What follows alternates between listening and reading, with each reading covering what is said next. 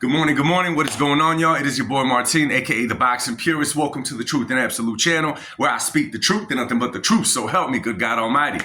This your first time stopping through? Welcome to the channel. Before you leave, make sure you hit your boy with that 3-piece. Like, subscribe, share this video. Let's get right into this one. So by now, everybody saw the interview of Terence Bud Crawford talking a little bit crazy.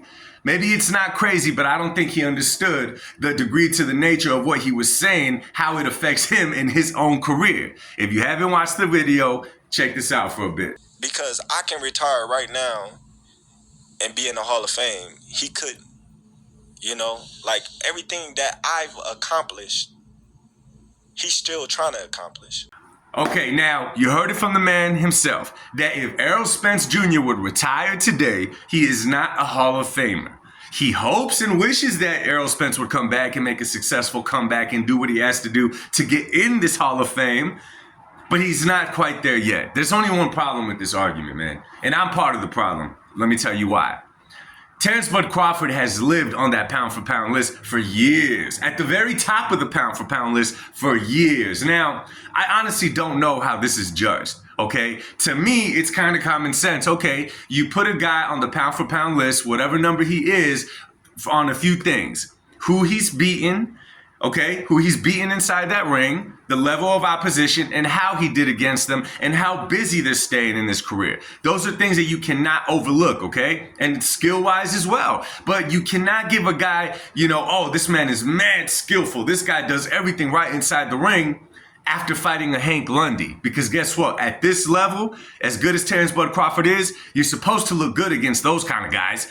You know what I'm saying? You're supposed to look good against an old Amir Khan. You're supposed to look good against an old Kell Brook. You're supposed to look good against those guys. Those guys have already been beaten. They've been dragged through the mud. All of the above, right? They're names at that point, not high levels of opposition. Not taken away from them cats, but they weren't in their primes at the time that Terence Bud Crawford fought them. Now, give me 1 second, y'all. Now, this is the crazy and wild part. I am one of those guys that always made the argument why Bud belongs on that list. Maybe because I was a fan of how Bud fought. I'm still a fan of how Bud fights, and I'm a fan of him. But I was being a hypocrite because I was giving the man his flowers based on potential, not what he's actually accomplished. And your boy's been critical of other fighters when it comes to that, so I'm going to keep it consistent.